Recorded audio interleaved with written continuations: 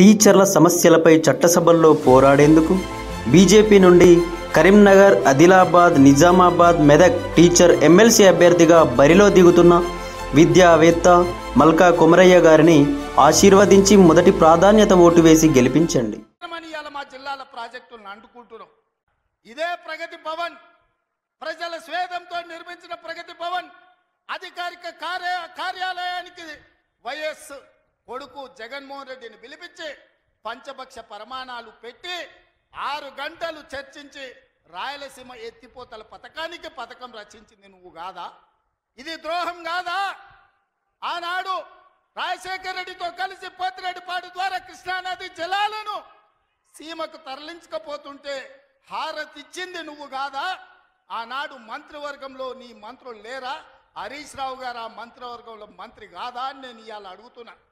అదే కాదు, జగన్మోహన్ రెడ్డి గారు ముఖ్యమంత్రి ఉన్నప్పుడు ఏ నీళ్ల కోసం తెలంగాణ రాష్ట్రం తెచ్చుకున్నామో, ఏ నీళ్ల కోసం శ్రీకాంతాచారి లాంటి యువకులు, నూనూగు మిసాల యువకులు ఆత్మ బలిదానాలు చేసుకున్నారు. ఆ బలిదానాలతో సాధించుకున్న తెలంగాణలో కృష్ణానది జలాలు రంగారెడ్డి, మహబూబ్ నగర్, అదేవిధంగా నల్గొండ, ఖమ్మం జిల్లాలకు ప్రాజెక్టులకు, భూములకు పారాల్సిన నీళ్లు రాయలసీమ జిల్లాలకు తరలించకపోతుంటే రాయలసీమ లిఫ్ట్ ఇరిగేషన్, అదేవిధంగా ముచ్చుమర్రి లిఫ్ట్ ఇరిగేషన్ నిర్మించుకుంటుంటే ఒక్క రోజైనా నువ్వు అడ్డుకున్నావా? వీరతిలకం దిద్ది జగన్మోహన్ రెడ్డికి పంచపక్ష ప్రమాణాలు పెట్టింది నువ్వు కాదా? ఇవాళ నువ్వు చేసిన పాపం ఇవాళకు మాకు శాపమైంది, ఇవాళ మాకు ఉరైంది. ఇవాళ తొందరలోనే రాయలసీమ లిఫ్ట్ ఇరిగేషన్ పూర్తి అయితే రోజుకు 10 టీఎంసీలు అంటే ఒక్క నెల రోజులు మనం కళ్ళు మూసుకుంటే 300 టీఎంసీలు శ్రీశైలం మొత్తం తరలించకపోవడానికి, మలుపుకపోవడానికి ఇవాళ పునాదులు వేస్తే ఆంధ్రప్రదేశ్ ప్రభుత్వం వీర తిలకం దిద్ది కాంట్రాక్టర్ దగ్గర కమిషన్ల కోసం కక్కుర్తిపడ్డది నువ్వు కాదా చంద్రశేఖరరావు? ఆనాడు సాగునీటి పారుదల శాఖ మంత్రి హరీష్ రావు కాదా అని నేను అడుగుతున్నా. 5 ఏళ్ళు హరీష్ రావు సాగునీటి పారుదల శాఖ మంత్రి, 5 ఏళ్ళు చంద్రశేఖరరావు గారు సాగునీటి పారుదల శాఖ మంత్రి. మరి నేను ఇవాళ అడుగుతున్నా, పాలమూరు అక్కనే ఉంది, కల్వకుర్తి అక్కనే ఉంది, భీమా ఎండిపోయింది, కోయిల్ సాగర్ ఆరిపోయింది, ఈ రోజు ఆర్డీఎస్ అట్లనే ఉండిపోయింది. మా ప్రాజెక్టులు ఎందుకు పూర్తి చేయలే? మా పాలమూరు కష్టాలు ఎందుకు తీరవలేదని నేను అడుగుతున్నా. ఈ నీళ్లు మాకు నాగరికతను ఎందుకు తేలే? ఈ నీళ్లు మాకు పసిడి పంటలు ఎందుకు తీయలే? ఈ నీళ్లు మాకెందుకు కన్నీళ్లు మిగిలిచ్చినాయని నేను అడుగుతున్నా. ఈ నీళ్లు మా భూములు ఎడారుగా మారడానికి, ఈ నీళ్లు మా ప్రజలు వేలాదిగా వలసలు పోవడానికే పనికొచ్చినాయి తప్ప మా జీవితాలలో వెలుగులు వచ్చినాయని నేను అడుగుతున్నా. ఈ పాపం నీది కాదా చంద్రశేఖరరావు? ఈ పాపం నీదే కదా? 10 ఏళ్ళు వచ్చిన తెలంగాణ రాష్ట్రంలో 2 లక్షల కోట్ల రూపాయలు సాగునీటి ప్రాజెక్టుల కోసం ఖర్చు పెట్టినావు కదా. 1,00,000 కోట్లు కాళేశ్వరం కట్టినావు, 1,00,000 కోట్లల్లా 1,000 కోట్లు మింగినావు. కట్టిన కాళేశ్వరం కుప్పగూలిపోయింది. ఇంతకంటే దిక్కుమాలిన ప్రాజెక్ట్ ఇంకెక్కడైనా ఉంటుందా అని నేను చంద్రశేఖరరావుని అడుగుతున్నా. ఇవాళ మా ప్రాజెక్టులు పడావు పెట్టి మా నీళ్ళేమో రాయలసీమ తరలించకపోయింది, నిధులేమో నువ్వు తరలించకపోయినావు, పదవులేమో నీ ఇంట్లోకి వచ్చినాయి, పాపాలేమో మాకు వచ్చినాయి. ఇవాళ ఈ పాపాలు, ఈ కష్టాలు ఎంతకాలం మేము ఎదుర్కోవాలని నేను అడుగుతున్నా. అందుకే మిత్రులారా, ఇవాళ మన మీద పగబట్టిండు. 10 ఏళ్ళు ముఖ్యమంత్రి ఉన్నాయన, మన పరిపాలన బాగలేదంటుండు. నేను అడుగుతున్న ఇక్కడికి వచ్చిన సోదరుని, తెలంగాణ ప్రజల్ని, 10 ఏళ్ళు కేసీఆర్ ముఖ్యమంత్రి ఉన్నాడు, 12 ఏళ్ళు నరేంద్ర మోడీ ప్రధానమంత్రి ఉన్నాడు.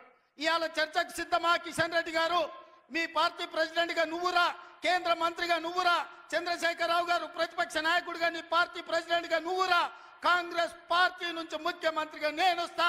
12 ఏళ్ళు మోడీ పరిపాలన మీద, 10 ఏళ్ళు చంద్రశేఖరరావు పరిపాలన మీద, 12 నెలల మా పరిపాలన మీద, ప్రజా పరిపాలన మీద చర్చ చేయడానికి నేను సిద్ధంగా ఉన్నా.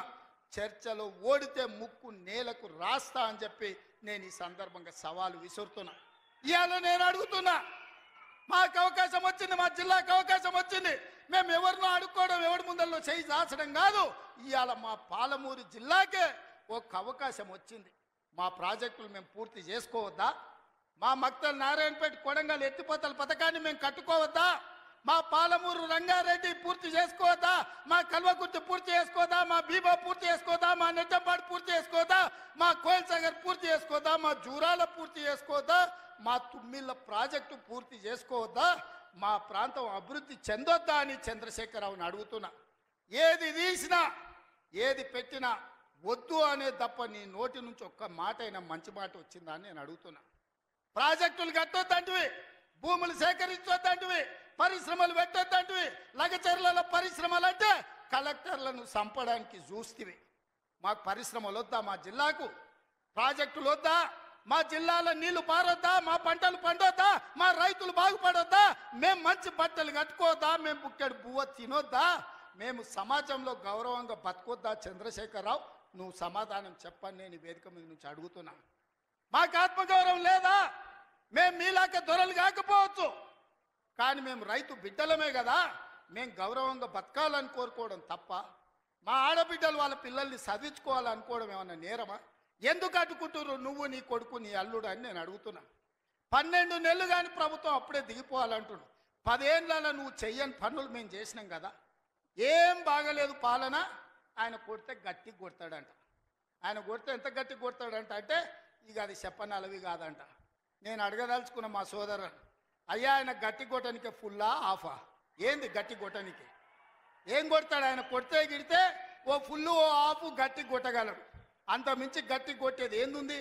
10 ఏళ్ళు నువ్వు గట్టి కొట్టేటోని ఆయన ఉంటే, నిజంగానే నువ్వు గట్టి కొట్టాలంటే డ్రగ్స్ పార్టీలు ఫామ్ హౌస్లలో చేస్తున్న నీ కొడుకును వంగబెట్టి గట్టి కొట్టు, వానికి బుద్ధి వస్తుంది.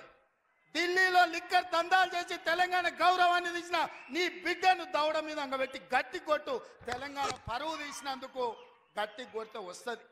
కాళేశ్వరం పేరు మీద 1,00,000 కోట్లు మింగిన నీ అల్లుని దౌడ మీద అంగబెట్టి కొట్టు గట్టిగా. అప్పుడు వానికి బుద్ధి వస్తుంది, సిగ్గు వస్తుంది. తెలంగాణను ముంచినందుకు గట్టి కొట్టేది ఉంటే నీ ఇంట్లో కొట్టు, వాళ్ళని దారిలో పెట్టు. కాంగ్రెస్ను గట్టి కొడతా అంటే మా కాంగ్రెస్ పార్టీ కార్యకర్తలు ఊరుకుంటారా? రా, ఎంత గట్టి కొడతావో చూద్దాం. పొంకణాల పోసిగానికంట 3 ఎట్లంట 36 దొడ్లంట. వెనకడికి పొంకణాలు చెప్పేటోడు. 10 ఏళ్ళు నువ్వే ఉన్నావు కదనే. 10 ఏళ్ళలో నిన్ను ఇవ్వడం చేయొద్దన్నాడా? ఇవాళ మేము 12 నెలల ఏమి చేయలేదు అంటున్నాడు. నేను అడుగుతున్న ఇక్కడికొచ్చిన మా ఆడబిడ్డల్ని, అక్క 500 రూపాయలకు సిలిండర్ వస్తలేదా? ఆర్టీసీ బస్సులో ఉచితంగా మీరు బస్సు ఎక్కుతారని టికెట్ అడుగుతురా? ఆయల్లా అమ్మగారింటికి పోవాలంటే ఇంటి ఆయన కిరాయి పైసలు అడగాలి. అమ్మవారి గుడికి పోవాలంటే పక్కింటోళ్ళు తోడు రావాలి.